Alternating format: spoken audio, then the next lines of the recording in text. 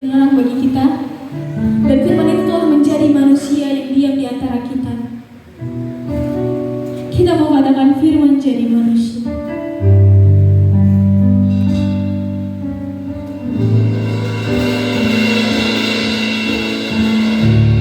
Firman jadi manusia, diam di antara kita.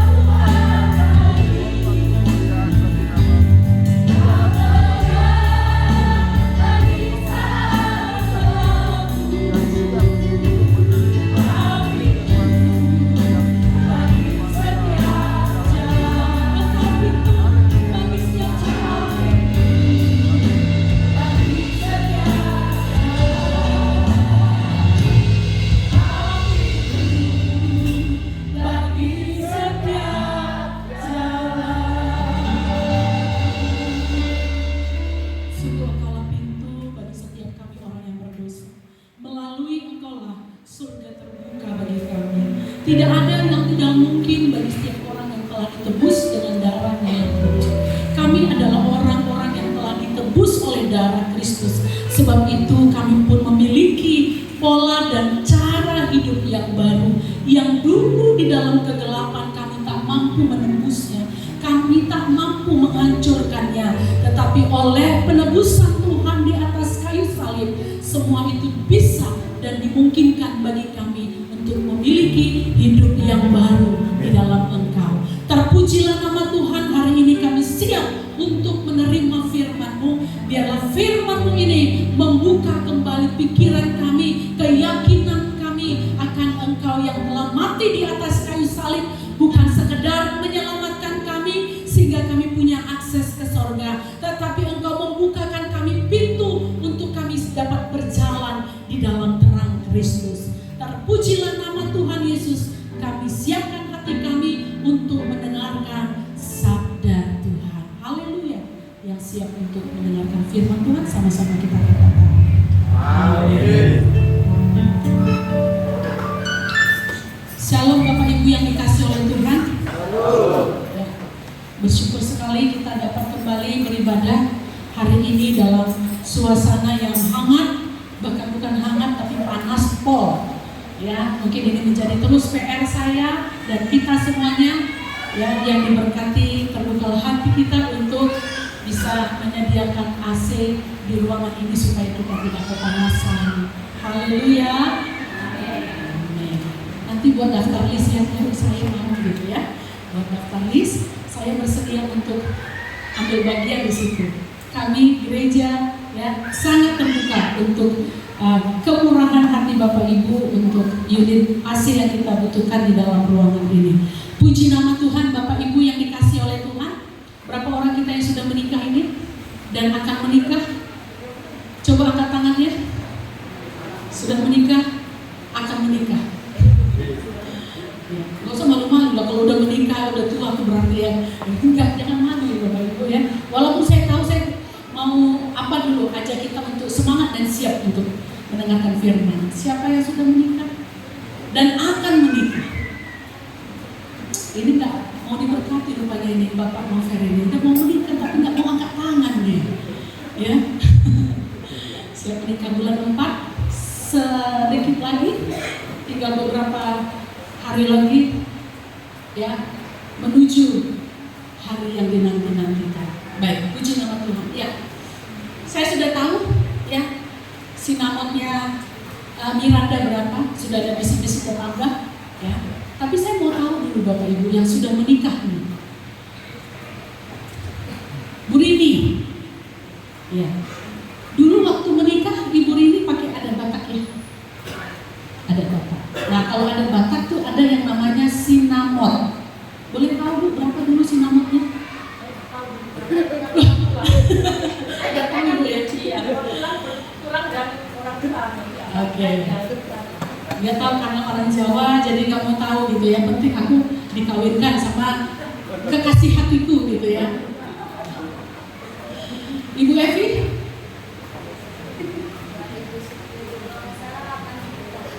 2010 kalau nggak salah 8 juta. Oke.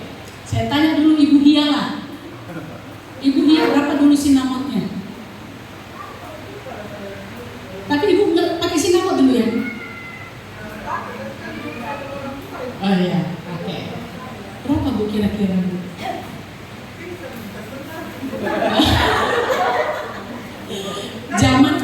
Zaman dulu udah gede ya. Jangan disamakan dengan zamannya Ibu Evi.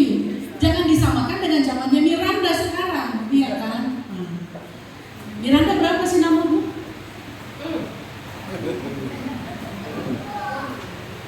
Berapa?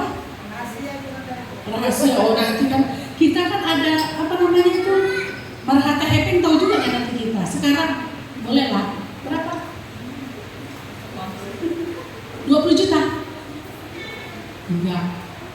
100 juta? Siapa di sini yang 100 juta sinamotnya?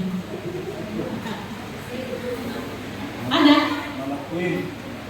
Orangnya sih saya. Ibu apa nih? Ibu data.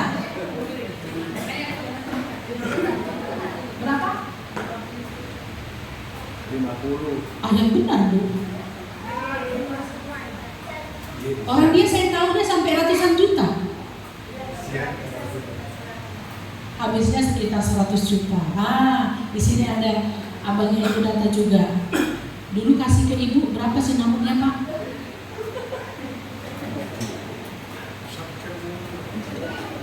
Ayo Bu lah yang jawab, berapa Bu?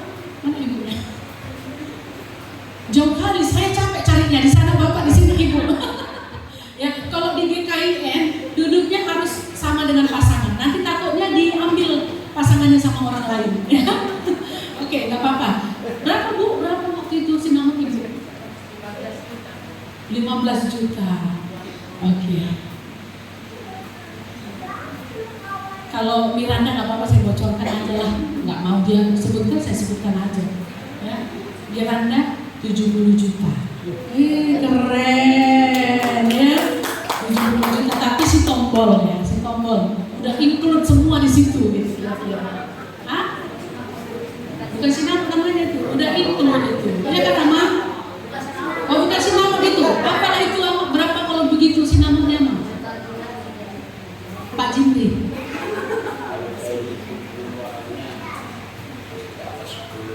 Di atas 10.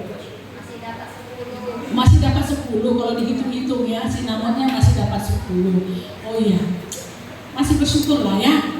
Ya Miranda dapat 10 juta, saya cuma 5 juta. Tapi nggak boleh kecil hati, itu di dunia.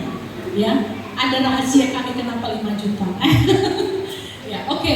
Bapak Ibu, kenapa ini bawa sinamot-sinamot di dalam mimbar gereja? Apa maksudnya? Bapak Ibu yang dikasih oleh Tuhan, ya. Kadang-kala ya kalau dalam istilahnya orang kita Batak, mungkin dalam adatnya orang lain juga ya, suku-suku lain, istilah ini mungkin berbeda tapi ya tujuannya sama. Kalau kita dalam suku Batak atau suku Nias, sinamot itu ya diartikan mahar, ya disebut dengan kata lain mahar atau mas kawin. Nah ini adalah sebuah tradisi umum yang terjadi dalam suku kita, dan semua ini diperuntukkan untuk sebuah tujuan, yaitu mempersiapkan beberapa hal penting terkait dengan pernikahan. Nah, disinyalir, saya nggak tahu benar atau tidak, tapi kalau saya melihat bahwa memang ya seperti itu ya tanggapan saya terkait tentang sinamot yang terjadi akhir-akhir ini. Nah, besarnya sinamot atau semakin besar sinamot yang diberikan kepada mempelai wanita itu menunjukkan sebuah validasi baik kepada laki-laki yang memberikan sinamot atau keluarga besar laki-laki yang memberikan sinamot maupun kepada pihak perempuan yang menerima sinamot.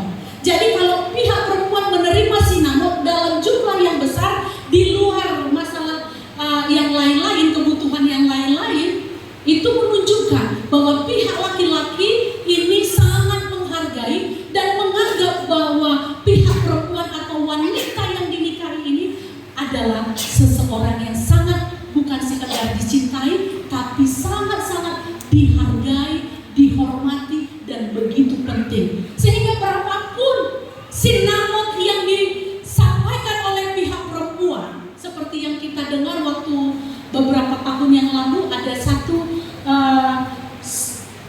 keluarga atau perempuan menerima sinamot 1 miliar. Akhirnya jadi trending ya, viral di Facebook, disawer orang dengan uang angka 100 ribuan. Nah, siapa di sini yang kepengen nanti sinamotnya 1 miliar? Langsung gigit aku. Dari zaman kalian mungkin 1 miliar nanti ya masih banyak ya. Masih banyak sih 1 miliar, hebat berarti kalau begitu. Nah, semua orang ingin mendapatkan pengakuan. Semua orang ingin dia dihargai dan dihormati. Itu sebabnya Bapak Ibu di dalam beberapa keluarga orang rela mempertahankan cinta anaknya demi harga diri itu. Jadi kalau sinamotmu nggak bisa memenuhi kriteria atau permohonan kami, maaf ya, uang makannya dari sejak kecil di dalam kandungan 9 bulan, lalu dia makan sampai dia besar, sampai dia saya sekolahkan kuliah, sekolah tinggi, terus kamu hargai dia dengan hanya 5 juta, sudahlah, nggak perlu sama kami itu. Tapi di tempat kita nggak perlu seperti itu, ya, nggak perlu. Bukan itu yang menjadi tolak ukur kita. Harga diri kita tidak ditentukan oleh itu. Saya hanya membuat gambaran ini untuk saya mengajak Bapak Ibu masuk kepada sebuah firman Tuhan yang menolong kita memahami bahwa betapa hidup kita ini berharga, bahwa betapa kita ini luar biasa, Bapak Ibu. Kalau kita dalam proses penciptaan alam semesta, ya, kita melihat urutan manusia ada pada hari ke-6. Kenapa Tuhan menciptakan manusia hari ke-6? Karena manusia itu begitu spesial, sehingga Tuhan tidak mau manusia setelah diciptakan bingung mau ngapain, bingung mau makan apa yang harus dia masukkan ke dalam tubuhnya, karena tubuhnya diciptakan untuk, ya, bisa tumbuh bila ada sumber-sumber makanan yang masuk. Itu sebabnya Bapak Ibu, Tuhan siapkan dulu semuanya. Baru setelah hari ke-6 dia ciptakan manusia. Nah, kenapa Allah merancangkan demikian rupa penciptaan manusia? Karena manusia itu diciptakan segambar dan serupa dengan Tuhan. Manusia itu diciptakan segambar dan serupa, dan dia memperlakukan gambaran dirinya ini dengan cara yang istimewa. Dan ketika manusia jatuh ke dalam dosa pun, Tuhan tidak membiarkan. Tuhan tidak lantas marah dengan manusia yang berdosa, walaupun pada saat itu dia kecewa dengan manusia yang dia kasihi, yang dia ciptakan menurut gambar dan rupanya, itu jatuh ke dalam dosa, hidup dalam ketidaktaatan, tetapi dia kembali merangkul manusia itu. Dia mencari manusia itu. Kejadian pasal 3 dikatakan Tuhan mencari manusia itu. Di manakah engkau? Bapak Ibu, hari ini saya mau mengajak kita merenungkan firman Tuhan di bawah tema hidup yang berharga dibayar dengan harga mahal. Hidup yang berharga dibayar dengan harga mahal. Beberapa minggu kita telah mendengar khotbah tentang derita Tuhan Yesus, ya, secara bertahap, dari mulai atas kepala sampai seluruh tubuhnya yang disesah oleh karena dosa-dosa kita, dan puncaknya dia mati di atas kayu salib. Dia menjadi orang yang begitu luar biasa, mengalami penderitaan yang seharusnya tidak dia alami, tetapi demi cintanya bagi kita, dia mati dengan cara tragis tetapi juga heroik. Salah satu pernyataan Tuhan Yesus di atas kayu salib, ada satu perkataan dari 7 perkataan yang luar biasa, ketika dia mengatakan pada saat-saat di mana kematian itu mulai di depan pintu, itu Tuhan Yesus berkata, tetelestai. Bapak Ibu, apa artinya tetelestai? Tetelestai artinya sudah selesai, sudah tuntas, diselesaikan dengan cara yang lunas, tidak ada kredit di sana, tidak ada hutang yang tertinggal atas dosa-dosa yang kita lakukan. Hutang dosa manusia itu dia yang pikul di atas kayu salib. Sejak dia mengatakan bahwa hari ini sudah selesai, atau dia berkata dalam bahasa Yunani tetelestai, dia sedang mengikrarkan kepada dunia, dia mengikrarkan kepada saya dan Bapak Ibu bahwa sejak saat itu bahwa kita semuanya ini memiliki sesuatu yang sangat berarti. Hal ini menjadi sesuatu yang berarti bagi setiap kita para pendosa. Saya dan Bapak Ibu adalah para pendosa yang memiliki akses atau memiliki kemampuan keluar dari kegelapan menuju terangnya yang ajaib. Dulu pada saat Yesus belum disalibkan, darahnya belum tertumpah, manusia tidak pernah tuntas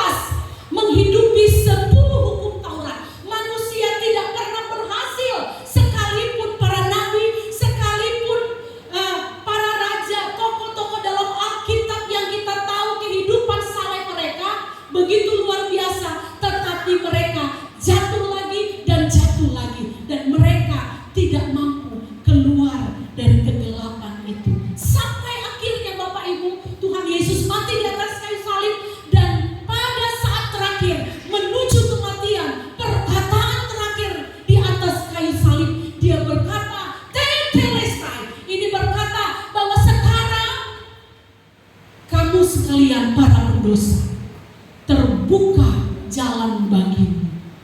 Engkau punya kemampuan keluar dari kegelapan dosa dan diberi kuasa untuk menjalani kehidupan yang baru seperti yang dia katakan.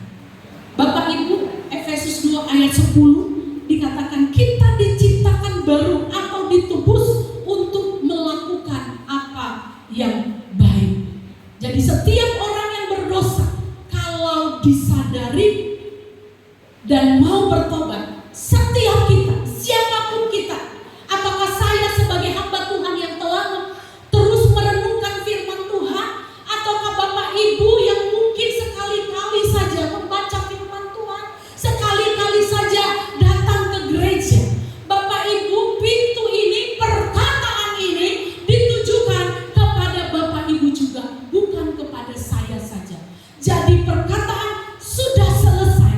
Ini menjadi sebuah pintu bagi kita, bahwa mulai sekarang ketika kita percaya kepada Yesus, maka pada saat itu juga terbuka sebuah pintu yang sangat besar bagi kita untuk mampu melakukan seperti apa yang Dia mau.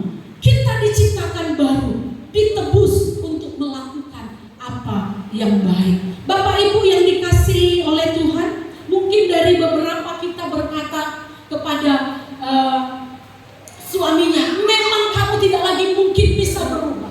Dari dulu sampai sekarang kita menikah, aku selalu melihat hidupmu seperti itu saja, kelakuanmu seperti itu saja. Jadi aku berpikir bahwa memang kamu tidak lagi bisa berubah. Bapak Ibu, saya mau katakan pada kesempatan kali ini, perkataan Yesus di atas kayu salib, Tetelestai, ini berlaku bagi kita semuanya. Ketika kita percaya kepada Yesus, maka pada saat itu Bapak Ibu, ada kuasa di dalam diri kita yang membuat kita memiliki kemampuan keluar dari kegelapan. Apa yang dulu kita anggap tidak mungkin, sekarang menjadi mungkin. Apa yang mungkin selama ini kita pikir, saya tidak berubah, memang seperti inilah saya diciptakan oleh bapak saya, memang seperti inilah model bapak saya, mama saya, bagaimana mungkin saya bisa berubah menjadi seperti yang Tuhan mau? Mungkin ada dari beberapa kita yang berpikiran seperti itu. Atau mungkin kita sebagai orang-orang yang sudah merasa lebih baik, lalu kita melihat orang lain, tidak ada keselamatan bagi dia, karena dari dulu sampai sekarang kulihat gak ada perubahan sama dia. Bapak Ibu, Tetelestai terbuka bagi saya dan saudara. Hari ini Tetelestai itu, Bapak Ibu, berkuasa atas hidup kita. Tetelestai yang diucapkan oleh Tuhan, yang sudah selesai, sudah dikerjakan. Yesus purna tugas, oleh karena semua yang telah terjadi di atas kayu salib itu bukan berlaku bagi para orang-orang kudus, nabi-nabi, rasul-rasul, tetapi itu berlaku bagi kita. Jadi jangan katakan, wah aku gak bisa berubah lagi, udah beginilah aku diciptakan, udah dari saunonya, udah dari perut mamaku, aku memang udah begini modelnya, gak bisa dirubah. Mau ngapain pun aku gak bisa dirubah. Patahkan dalam nama Yesus bahwa semua orang itu bisa berubah. Amin. Semua orang itu bisa insaf, Bapak Ibu. Hanya butuh waktu dan orang-orang yang ada di sekitar untuk membawa mereka ada di tahap seperti yang Tuhan mau. Bapak Ibu, siapa bisa bayangkan saya dulu yang suka cakap foto? Siapa yang bisa bayangkan dulu saya yang pemalu luar biasa? Siapa yang bisa bayangkan saya dulu yang sangat cepat pakai tangan saya untuk melukai orang lain? Itu sekarang bisa berubah. Gak ada yang bisa bayangkan, Bapak Ibu. Bahkan dulu ada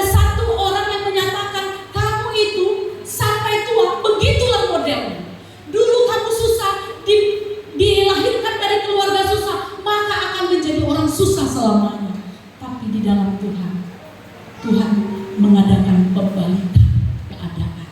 Keadaan saya itu diubahkan bukan karena kekuatan saya, tapi oleh kuasa darah Kristus yang tertumpah di atas kayu salib. Katakan amin.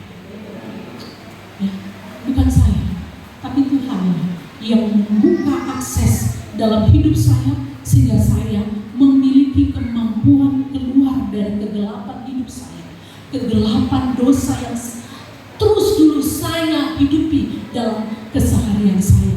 Ketika ada di dalam Tuhan, ada satu kehidupan yang baru. Dan untuk itulah Bapak Ibu, kita semua telah ditebus. Dalam satu kitab 1 Korintus pasalnya yang ke-6 ayat 20. Ini ayat yang kami renungkan Kamis kemarin. Ya, bersama dengan Ibu Sempa yang menyampaikan. Saya bilang, Bu, itu apa yang mau saya sampaikan di hari Minggu? Ya, beberapa ibu-ibu sudah dengarkan bagian ini. Ya, tapi saya diperkuat lagi dengan firman Tuhan dari kelompok ibu-ibu PBB hari Kamis Pak. Apa bunyinya Bapak Ibu? Bunyinya adalah, sebab kamu telah dibeli dan harganya telah lunas dibayar. Kamu telah dibeli dan harganya telah lunas dibayar. Bapak Ibu, seandainya ada yang kasih saya uang 1 M saja, ya gak usah 1 M lah ya, terlalu banyak kayaknya 1 M. Pak Tan memimpikan 7 M, ada yang turun dari langit atau mungkin ada yang sumbangkan ke dia. Kami selalu ketawa kalau dia bilang ada yang akan memberikan saya 7 M. Entah siapa yang memberikan 7 M kepada Pak Tan. Jadi saya gak usah muluk-muluk lah. Kadang-kadang kami ini jadi terus punya hayalan tingkat tinggi gitu ya. Nah, kalau 1 M terlalu besar, adalah yang kasih saya ya 10 juta lah hari ini. Ada yang mau kasih saya 10 juta? Mau kasih ibu 10 juta, kami aja pun makannya terancam, mau kasih ibu 10 juta. Ya, Bapak Ibu, ya, seandainya ada orang yang memberi saya 10 juta aja, tentu Bapak Ibu tanpa diminta, saya sebagai manusia yang beradab, ya, sebagai manusia yang beradab. Catat baik-baik kata beradab. Tentu akan melakukan sesuatu yang menyukakan orang tersebut. Saya akan berupaya, apapun akan saya usahakan agar orang yang telah memberikan saya uang 10 juta itu semakin senang dengan saya. Bukan berharap dia akan kasih, kalau dikasih lagi puji Tuhan, tapi bukan semata-mata ingin mengharap lebih lagi, tetapi oleh karena kebaikannya memberikan saya 10 juta, maka saya sebagai manusia beradab, maka saya akan berupaya bagaimanapun caranya, saya akan melakukan sesuatu yang dia suka, yang dia senang.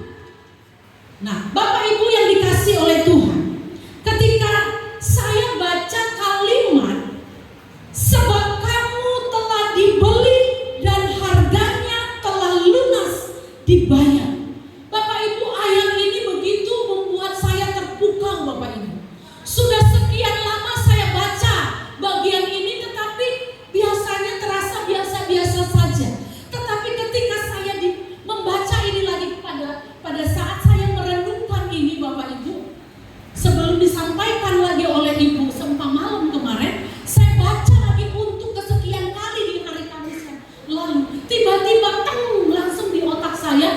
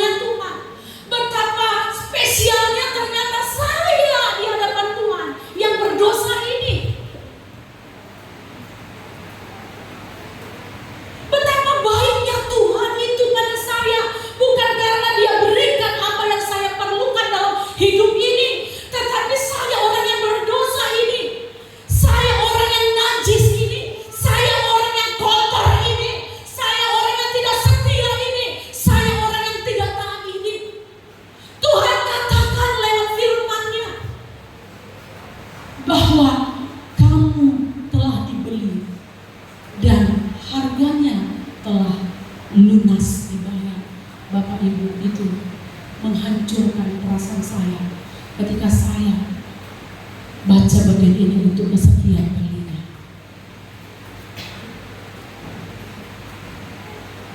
Saya katakan tadi, ada orang kasih saya 10 juta. Itu udah membuat saya luar biasa takjub, Bapak Ibu. Dan saya akan berusaha sebagai manusia yang beradab. Saya tahu apa yang harus saya lakukan supaya orang itu gak kecewa dengan saya, supaya orang yang telah baik dengan saya terus merasa senang dengan saya. Senang bukan karena saya menjilat, tapi senang karena dia merasa bahwa kita mampu untuk memenuhi ekspektasi dia. Kita menjadi orang yang menyenangkan, kita menjadi orang yang memberkati dia. Bapak Ibu yang dikasihi oleh Tuhan, apakah ketika kita baca bagian ini, adakah sesuatu yang terkesan di hati kita? Saya nggak tahu Bapak Ibu, sampai keberapa kali kalimat ini akan menyentuh hati Bapak Ibu. Tapi saya jujur berkata, selama ini saya belum pernah ada di titik menyentuh ke dalam hati saya. Bagian ini belum pernah menyentuh bagian hati saya. Saya hanya tahu bahwa saya memang sudah dibeli dengan cara yang lunas. Dosa saya sudah diselesaikan di atas kayu salib, dan dia sudah tanggung semua itu. Saya cukup mengerti sampai di situ, tapi saya nggak bisa merasa, saya nggak bisa menyelami makna itu secara pribadi. Bapak Ibu, saya mau mengundang kita sekali membaca bagian ini, 1 Korintus 6 ayat 20. Mari kita baca bagian ini dengan penuh penghayatan, dengan membayangkan bagaimana seseorang yang mengalami berkat yang luar biasa. Ada hutang yang begitu besar yang harusnya dia pikul, tetapi saat ini hutang tersebut sudah dibayar lunas, bukan dengan barang yang fana, bukan dengan emas perak, bukan dengan harta benda, tetapi dia bayar dengan darah yang sangat mahal.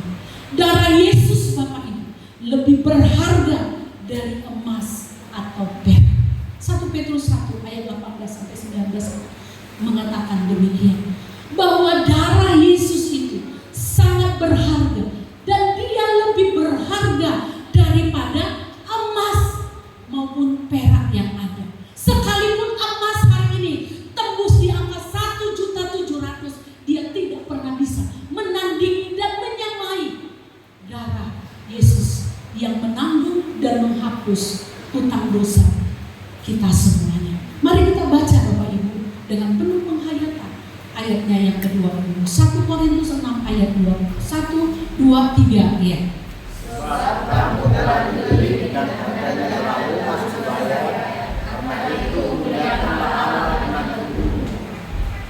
Boleh baca sekali lagi? Sebab kamu telah dibeli dengan harganya telah lunas dibayar, karena itu muliakanlah Allah dengan tubuhmu. Oke, kita penggal dulu kalimat sampai tunas dibayar ya. Fokus dulu mata kita, pikiran kita, hati kita kepada penggalan kalimat pertama. Sebab kamu telah dibeli.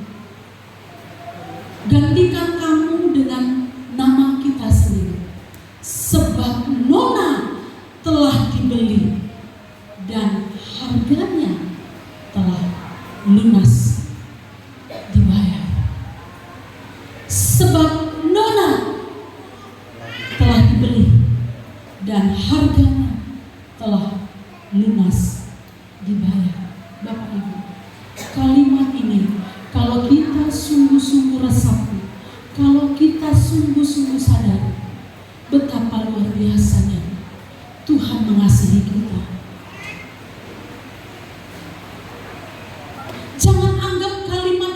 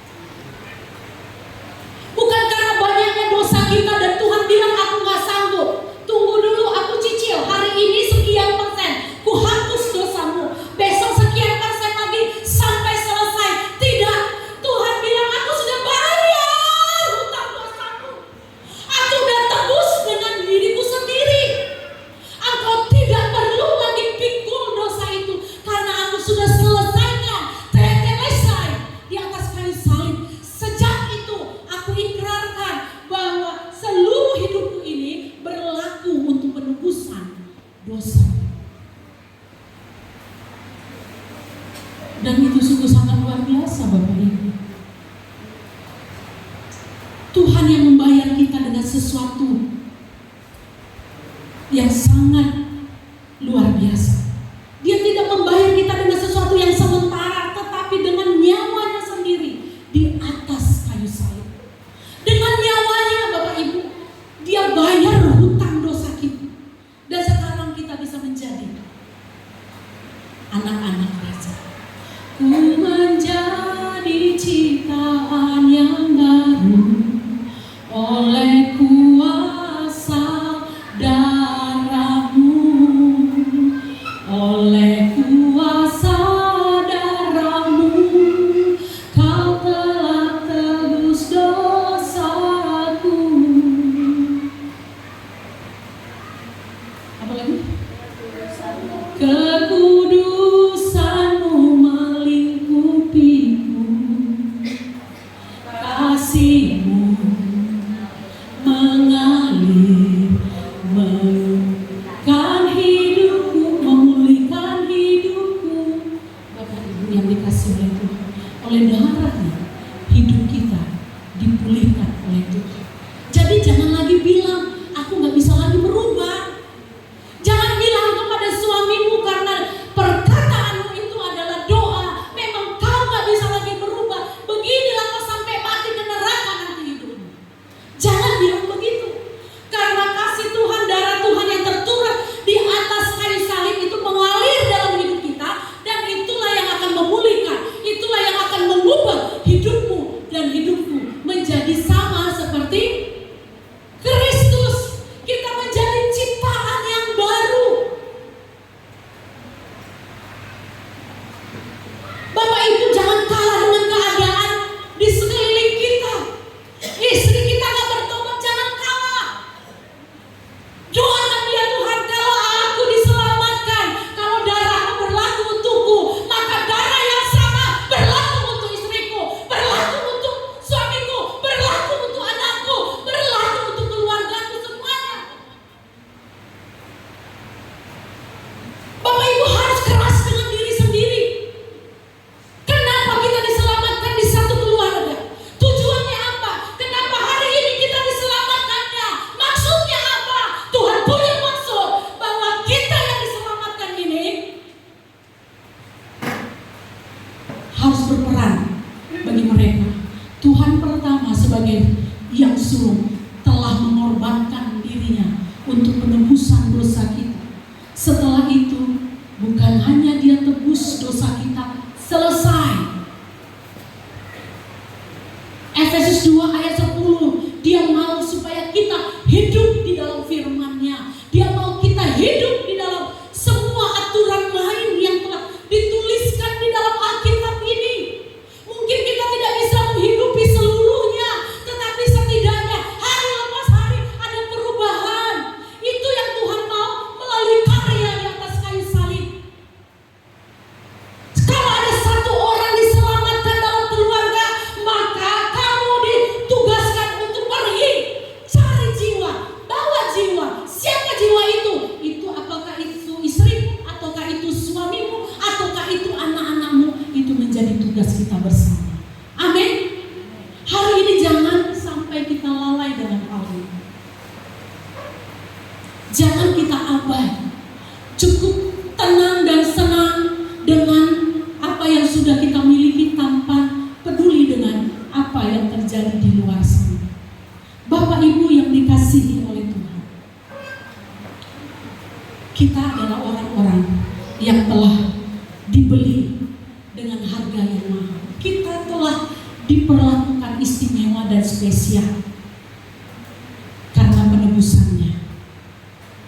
Tapi Bapak Ibu, hal ini diberikan bukan untuk dibiarkan begitu saja, tetapi hal ini diberikan untuk sebuah tugas, untuk sebuah panggilan, yaitu kalimat selanjutnya. Karena itu, muliakanlah Allah dengan tubuh. Bahwa ketika kita ada di dalam Kristus, Bapak Ibu, kita telah dibeli, kita menyadari bahwa kita telah dibeli. Dosa kita telah dihapuskan. Dosa telah dibayar lunas. Nah, sekarang kalau kita sudah mendapatkan yang demikian, sama seperti tadi yang saya gambarkan, andaikan orang kasih saya 10 juta hari ini, maka sebagai manusia beradab, apa yang harus kita lakukan? Bapak Ibu, sebagai manusia yang beradab, ya, sebagai manusia yang beradab, kita yang telah dikasihi, yang telah dibeli dan telah lunas dibayar, apa yang harus kita kerjakan? Apa yang harus kita lakukan? Apakah kita biarkan pengorbanan Tuhan itu menjadi sia-sia? Tentu tidak, kan? Sebagai manusia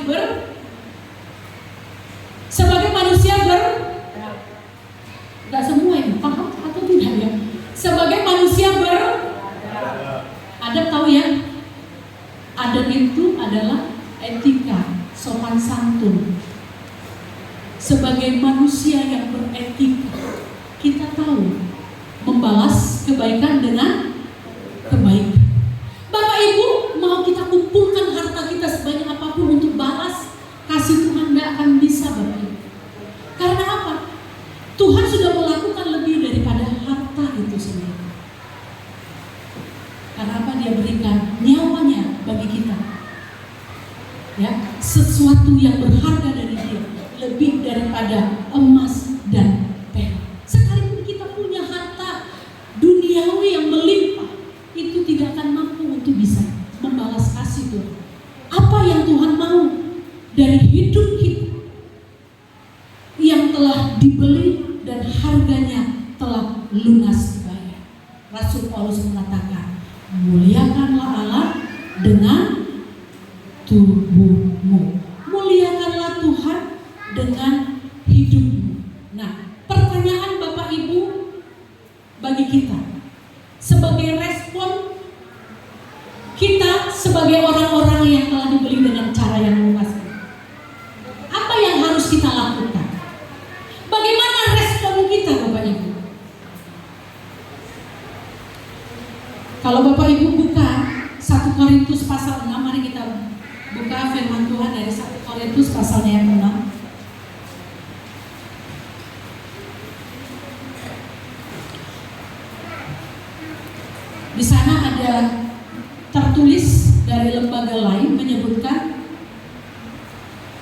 dengan judul perikop nasihat terhadap percabulan. Nah, Bapak Ibu, percabulan di sini jangan kita konotasikan seperti perlakuan asusila atau tidak senonoh saja.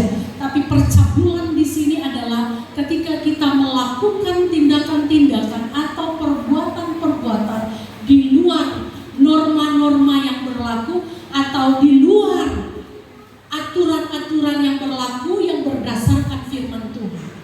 Nah, jadi Bapak Ibu yang dikasihi oleh Tuhan, bagaimana kita merespon kasih Tuhan yang luar biasa itu? Dikatakan muliakanlah Allah dengan tubuhmu, dengan seluruh hidupmu, muliakanlah Tuhan. Nah, saya melihat ada 3 respon yang patut kita lakukan sebagai bukti bahwa kita bukan sekadar beradab, tetapi kita mensyukuri kasih Tuhan yang luar biasa. Tuhan sudah spesialkan kita, Tuhan sudah buat kita begitu penting dan berharga. Apa judul tema tadi, Bapak Ibu?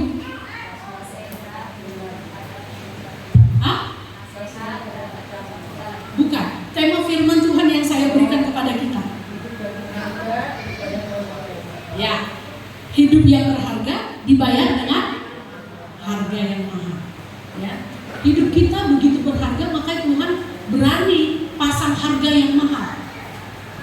Harga yang mahal itu adalah dirinya sendiri.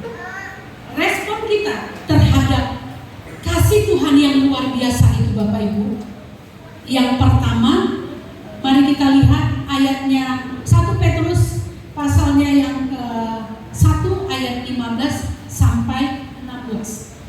Saya tidak akan baca ayatnya semuanya, tetapi penggalan kalimat, Bapak Ibu kalau sempat nanti bisa buka di Alkitab atau lihat di depan. Tetapi hendaklah kamu menjadi kudus di dalam seluruh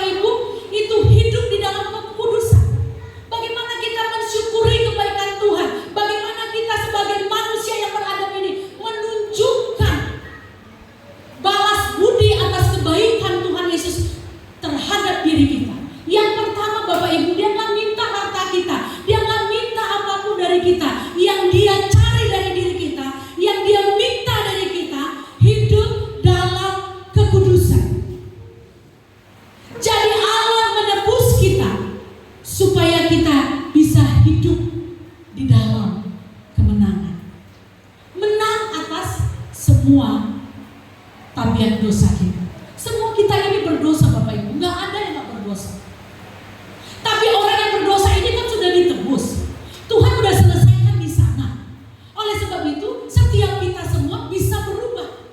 Mulai dari sekarang, mari miliki niat di dalam diri kita. Aku mau berubah. Aku mau berubah. Aku mau hidupi satu persatu apa yang dikatakan oleh firman Tuhan. Bagaimana caranya Bapak Ibu?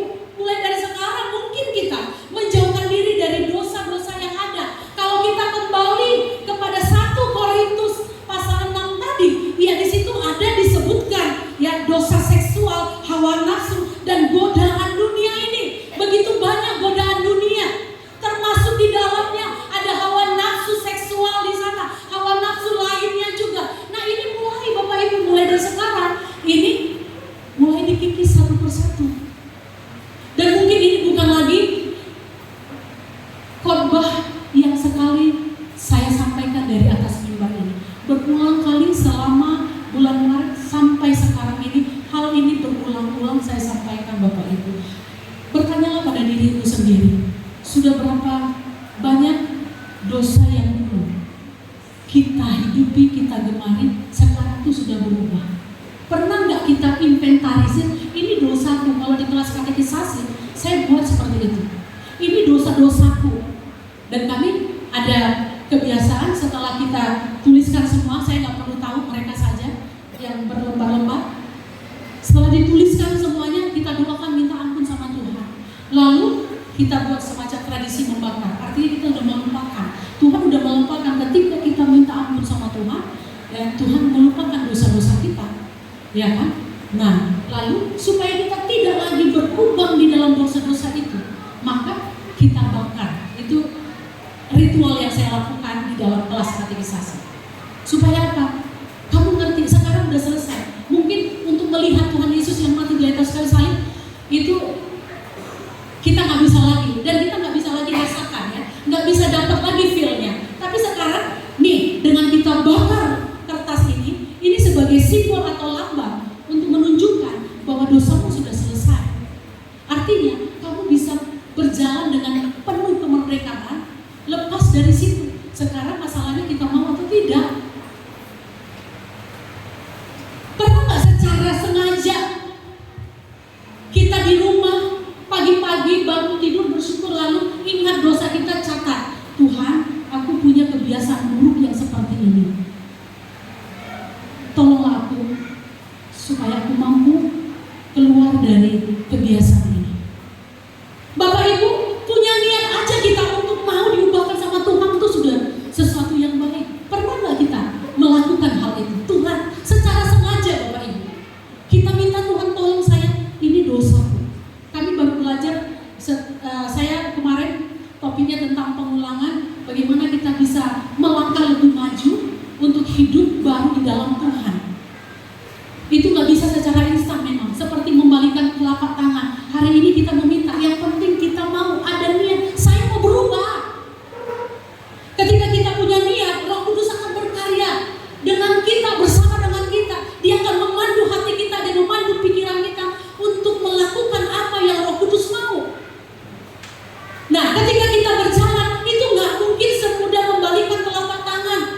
Tentu ada nanti jatuh bangunnya. Tetapi Bapak Ibu, yang penting ada niat di dalam hati kita sendiri. Saya mau berubah. Kalau Bapak Ibu gak mau berubah, sampai kapanpun darah Kristus gak akan memiliki kuasa apapun dalam hidup kita. Ada gak niat? Saya mau berubah. Kalau persoalan jatuh, ya kita bisa bangun lagi, mulai lagi, lakukan lagi pengulangan. Seperti itu terus menerus sampai akhirnya kita terbiasa dengan itu. Saya mungkin karena sudah sering dari kecil disakiti, bukan saja fisik tetapi mental saya juga disakiti. Sehingga ketika orang menyakiti saya, itu sudah menjadi barang biasa bagi saya. Makanya kenapa sekarang saya jadi lebih gampang mengampuni, karena saya sudah terbiasa ada di dalam kondisi yang sakit. Itu sudah menjadi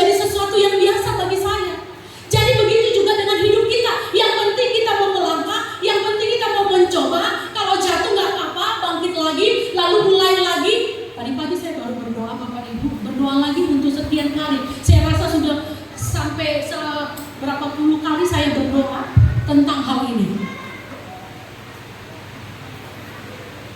Saya kurang sabar. Kemarin ada tragedi di keluarga kami, ya.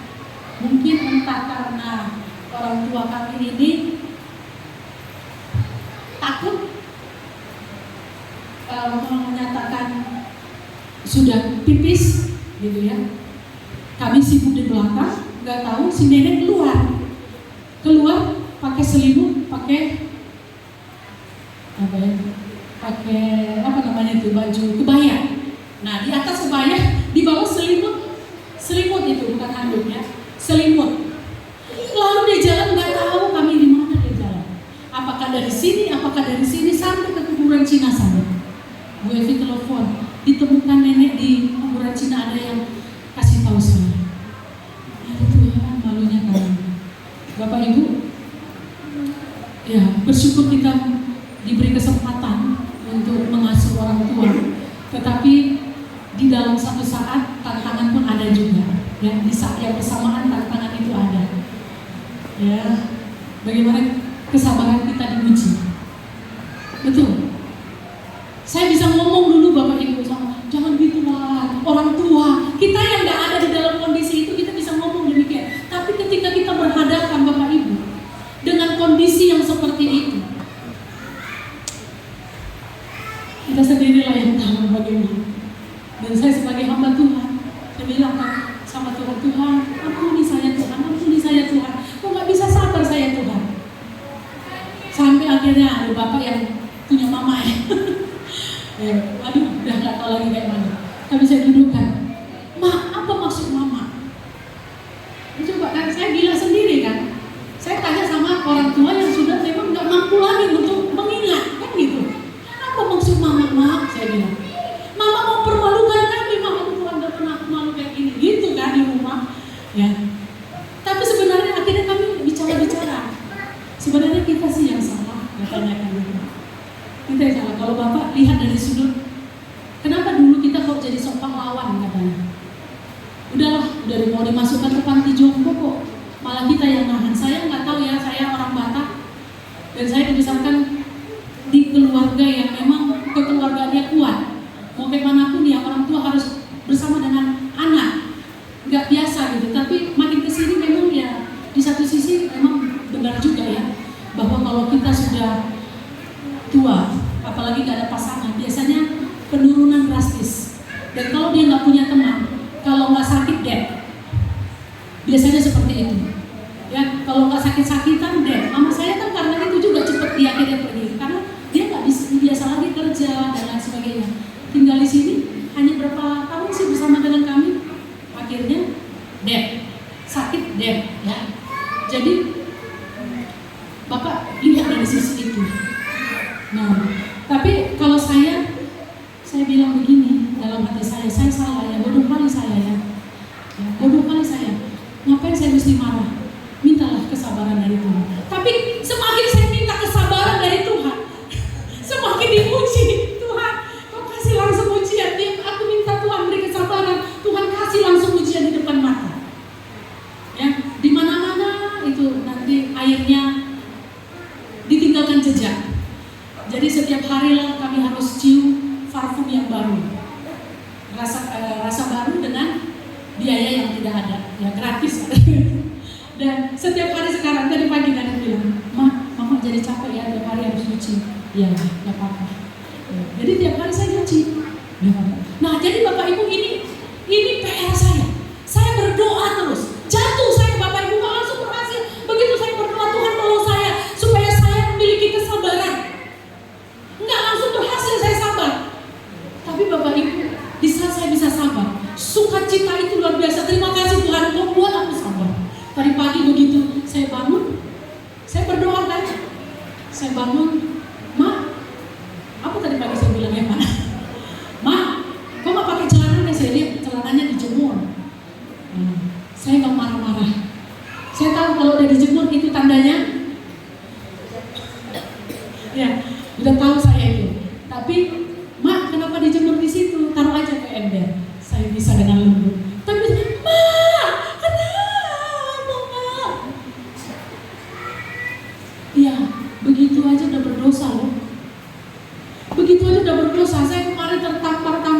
Ya, ada seorang anak laki-laki memiliki ibu yang sudah tua, ya kan? Udah nggak bisa lagi duduk tidur aja. Jadi anaknya ini dengan sabar, anak laki-laki, sama mamanya dia begitu. Tuhan, aku seujung jariku, aku belum lakukan itu sama mertuaku. Kalau sama mama kita, ya wajar ya Bapak Ibu. Sekarang tantangannya dengan mertua yang nggak melahirkan saya, gimana? Tapi kasih Kristus itu harus ada dalam diri saya. Apa itu? Sabarlah engkau. Jadi saya tertampar-tampar kemarin lihat ada seorang anak memperlakukan ibunya yang renta tua itu seperti itu. Dan saya minta Tuhan, ampuni saya, tolong ingatkan saya, Roh Kudus ingatkan saya. Saya mau merubah tuh, saya mau berubah, Roh Kudus, ubah saya menjadi orang yang lebih sabar. Sabar tidak diuji di luar, sabar saya diuji di luar oleh orang tua saya, mertua saya. Dan kiranya kami sekeluarga Tuhan bereskan dalam hal kesabaran. Amin.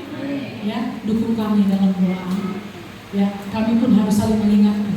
Kalau Bapak agak kelewatan, saya bilang Pak jangan begitu. Ya, Bapak juga ngomong sama saya.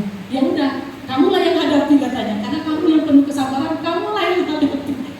Bapak bilang sama saya, ya, ini PR bagi saya. Bapak Ibu yang dikasih oleh Tuhan, kita harus menjauhkan diri dari dosa.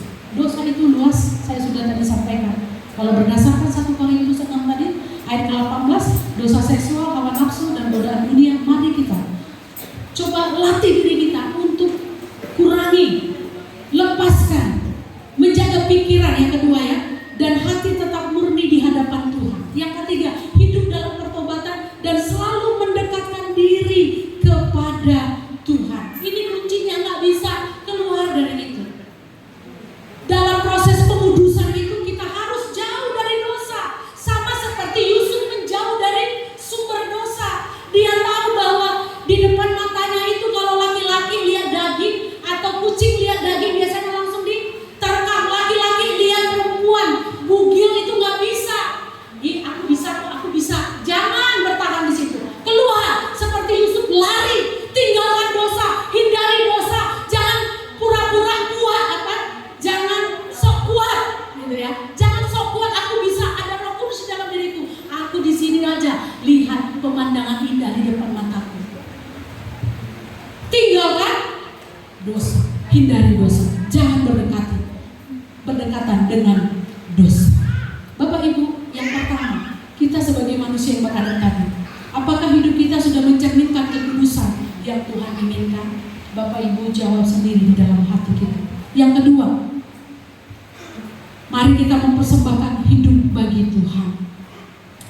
Karena kita telah ditebus, hidup kita bukan lagi milik kita sendiri. Kita nggak berhak atas diri kita sendiri. Bahwa hidup kita ini sekarang kita sudah serahkan kepada Tuhan sebagai persembahan yang hidup dan yang berkenan kepada Tuhan. Hidup Pak Manurung bukan lagi hidup Pak Manurung semata, tapi hidup Pak Manurung adalah hidup di mana Allah ada di dalamnya, berdiam di dalamnya, dan dialah yang berhak mengatur semua langkah, keputusan, dan lain sebagainya. Kita nggak punya berhak lagi. Kan kita sudah dibeli, sama kayak mobil. Kalau kita sudah beli mobil, kita yang berhak kemana kemudi itu kita arahkan. Nah, kita sudah dibeli oleh Tuhan. Tuhanlah yang berhak atas hidup kita. Kemana Tuhan akan bawa kita, arahkan kita. Suka-sukanya Tuhan atas hidup kita, bukan lagi kita. Suka-sukamu Tuhan, bukan suka-sukanya saya sendiri. Nah, yang ketiga Bapak Ibu, memuliakan Tuhan dalam segala hal. Setelah ditebus, setiap aspek hidup kita seharusnya menjadi kemuliaan bagi Tuhan, baik dalam perkataan, perbuatan, maupun kebiasaan sehari kita. Mari Bapak Ibu, kita pakai untuk memuliakan Tuhan. Tangan kita jangan lagi kita pakai untuk kelaliman. Mulut kita jangan lagi kita pakai untuk menghujat orang. Mulut kita jangan kita pakai lagi untuk menghina orang. Mulut kita jangan kita pakai lagi untuk berdusta. Mulut kita jangan lagi kita pakai untuk kata-kata kotor yang najis, yang tidak layak lagi, harusnya keluar dari orang-orang yang telah ditebus oleh darah Kristus. Itu caranya kita mensyukuri. Itu caranya kita sebagai manusia yang beradab, yang tahu bagaimana membalas kebaikan Tuhan atas hidup kita. Itu yang Tuhan mau. Ya, kita permuliakan melalui perkataan kita. Kita menggunakan kata-kata yang membangun dan menguatkan, bukan menghancurkan. Dalam perbuatan kita jujur, bekerja dengan sungguh-sungguh dan menjadi teladan dalam kebaikan. Yang ketiga, mungkin kita bisa mengubah ya dalam gaya hidup kita. Kita menjaga kesehatan. Saya mengutip ini dari apa yang disampaikan Ibu Hia kemarin ya. Kita menjaga kesehatan kita, mengatur keuangan dengan bijaksana dan hidup dalam kasih. Kita sudah punya gaya hidup yang baru, Bapak Ibu. Ini lagi-lagi nanti menyinggung lagi pikir ya Bapak Ibu. Saya hanya membaca apa yang dikirimkan oleh Ibu Hia, yang disampaikan oleh Ibu Hia dalam firman Tuhan. Kita harus jaga kekudusan dalam diri kita ini. Apa yang menajiskan diri kita ini jangan dimasukkan. Apa yang mengotori diri kita ini jangan dibawa ke dalam. Cukup di luar saja. Yang merokok tinggalkan. Jangan merokok lagi, jangan sembunyi-sembunyi di depan saya nggak merokok, di belakang saya begitu terus, nggak ada arti munafik kita. Ada yang bilang begitu, aku udah berhenti merokok, udah tapi masih merokok di belakang. Bapak Ibu, tapi bukan hanya di sini, saya nggak hanya menyinggung orang yang merokok, Bapak Ibu. Saya sudah pernah bilang juga kepada kita, apapun termasuk kalau kita makan dalam kadar yang berlebihan, itu akan mengundang apa? Mengundang penyakit. Kalau udah sakit, berarti kita sedang merusak tubuh Tuhan yang ada dalam diri.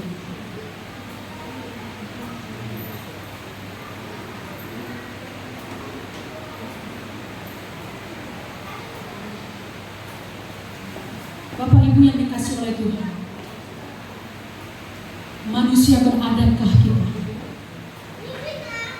Kitalah yang menentukannya dengan sebuah bukti nyata perubahan. Kalau kita manusia beradab, manusia yang tahu mensyukuri kebaikan Tuhan, yang telah menyelesaikan hutang dosa kita, hutang dosa saya, maka sudah sepantasnya saya memberikan feedback yang baik. Saya melakukan apa yang Tuhan mau. 1, saya menjaga kekudusan. 2, saya mempersembahkan hidup saya. Saya tidak berhak lagi atas hidup saya, suka-sukanya Tuhan. Yang ketiga, saya harus memuliakan Tuhan senantiasa melalui seluruh aspek hidup saya. Apakah itu lewat perkataan, lewat perbuatan, dan lewat gaya hidup saya. Karena kita berharga di mata Tuhan, mari kita hidup sesuai dengan nilai yang telah diberikan. Kiranya kita berubah mulai dari sekarang. Kita bukan sekadar bertobat, terima Yesus dalam hati, undang Yesus dalam hati, menangis, tapi kalau nggak ada perubahan, no. Kalau tidak ada perubahan, no. Senang sekali Bapak Ibu saya dengarkan tadi kesaksian dari Pak Manalu, ya, bahwa begitulah seharusnya hidup kekristenan itu. Orang yang beriman ditandai dengan perubahan hidup. Dulu yang tidak memaafkan, sekarang memaafkan. Ketika pintu maaf dibuka, ya, bukan hanya hati kita yang akhirnya menjadi tenang, segar, dan bahagia, tapi pintu surga pun terbuka bagi kita. Jadi Bapak Ibu, jangan lama-lama berkutat di dalam dosa. Hari ini, hentikan. Bilang sama dirimu, bilang sama Tuhan, tolong aku Tuhan, aku mau berhenti di sini. Pimpin aku, pandu aku. Kalau bisa setiap hari, sediakan sebuah keranjang di rumah kita sendiri. Apa itu yang menjadi kelemahanmu? Ambil, tuliskan dalam satu kertas, Tuhan, aku mau lepas dari dosa ini. Tuliskan, itu doakan dalam nama Yesus. masukkan dalam keranjang. Setelah masukkan di dalam keranjang, kalau kamu langsung bakar-bakar. Kalau mau dikumpulkan dulu sampai banyak, kumpulkan. Tapi bagi saya lebih baik selesai satu kita mau hempaskan dari hidup kita, maka bakarlah itu langsung. Jadi itu penting sekali Bapak Ibu, supaya kita betul-betul berubah. Malu kita Bapak Ibu, katanya kita mau gereja, katanya kita anak Tuhan, katanya kita melayani Tuhan, katanya kita pendeta, saya pendeta, tetapi hidup kita nggak berubah-berubah. Orang nggak lihat Kristus dalam diri kita, nggak ada artinya label itu semuanya, nggak ada artinya. Makanya saya malu kalau saya dibilang ibu pendeta, terlalu dibanggakan. Banyak orang bangga dengan predikat pendeta. Saya nggak bangga dengan predikat itu. Itu hanya sebuah jabatan sementara, menunjukkan bahwa saya punya posisi di sini. Tapi sesungguhnya secara pribadi melihat diri saya malu dengan jabatan itu, saya malu dengan predikat itu. Jadi kita pun semua yang melayani, kalau kita masih berkutat dalam dosa, malulah kita menyandangnya. Saya setuju dengan apa yang dikatakan Ibu Evi pernah dalam satu hal. Kenapa? Selalu ada pernyataan begini, percuma. Kalau begitu aku mau lagi melayani, karena aku gak bebas. Justru lah dengan cara tanggung jawab yang diberikan dalam dirimu, itu membuat kamu menahan diri terhadap dosa. Coba kamu gak punya tanggung jawab sama sekali, mungkin kamu seperti orang yang di luar sana yang bebas memperlakukan diri sendiri. Jadi Bapak Ibu yang dikasih oleh Tuhan, mulai dari sekarang mari Bapak Ibu kita akan memasuki masa Paskah. Mari kita siapkan hati kita. Tinggal 2 minggu lagi kita akan masuki masa itu. Jangan sampai kita ada di momen itu akhirnya kita melewati begitu saja, tidak ada artinya, tidak ada perubahan apapun. Jadilah petobat-petobat baru yang menunjukkan diri dalam perubahan keseharian. Amin. Mari kita berdoa. Bapa, dalam nama Tuhan Yesus, kami bersyukur untuk hari ini firman-Mu telah kami dengarkan bersama-sama.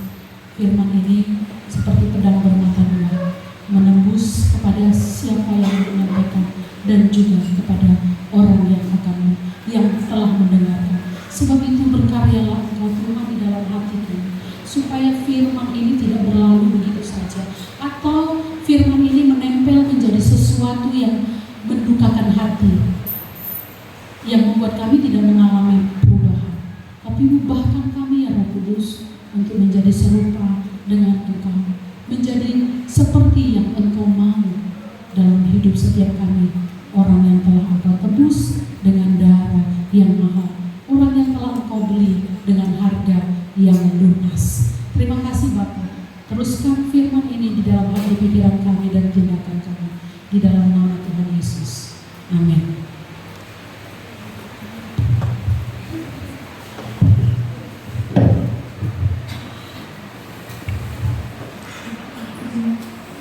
Puji nama Tuhan.